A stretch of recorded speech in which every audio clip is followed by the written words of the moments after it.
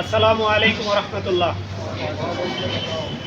সংগ্রামী জুলাই যোদ্ধাগণ, আজকে আমরা এমন একটি সময় এসে উপস্থিত হয়েছি যেই সময়ে জুলাই বিপ্লবের পরে ৫৬,০০০ বর্গ মাইলের শ্রেষ্ঠ একজন প্রহরী, শ্রেষ্ঠ একজন কমান্ডার, আমাদের সবার প্রিয় যোদ্ধা শরীফ ওসমান হাদী ভাই মৃত্যুর সাথে পাঞ্জা লড়ছেন।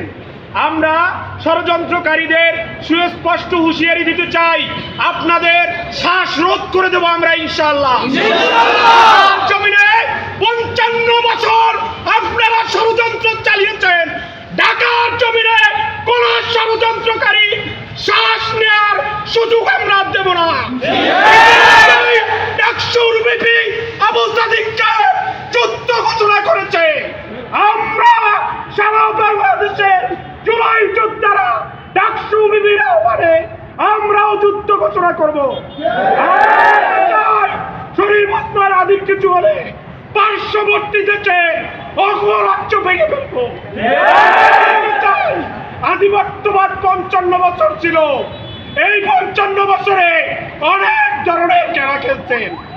আমরা ৪.৫ কোটি জুলাই যোদ্ধা আমরা মাঠে নামলে আপনাদের ৬০টি অঙ্গরাজ্য ভেঙে দেবে। চাই ষড়যন্ত্র করেছেন শাসকদের সাথে আতাত করে। আজ বাংলাদেশে কোনো শাসক নাই, আজকের শাসক জুলাই যোদ্ধাগণ।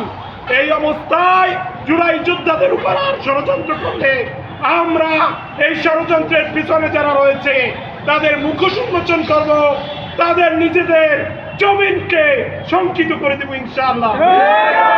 সর্বশেষ বলতে চাই, সবাই ওসমান হাদী ভাইয়ের জন্য নামাজের পরে দোয়া করবেন এবং তাহাজ্জুদে দোয়া করবেন, ৫ ওয়াক্ত নামাজে দোয়া করবেন এবং আমাদের ওসমান হাদী ভাই দ্রুতই আমাদের মাঝে ফিরে আসবেন।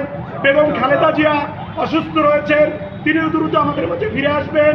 তারেক রহমান লন্ডনে রয়েছেন, তিনিও বাংলাদেশে ফিরে আসবেন। এই আশাবাদ ব্যক্ত করে আমি আমার বক্তব্য শেষ করছি। আসসালামু আলাইকুম ওয়া রাহমাতুল্লাহ।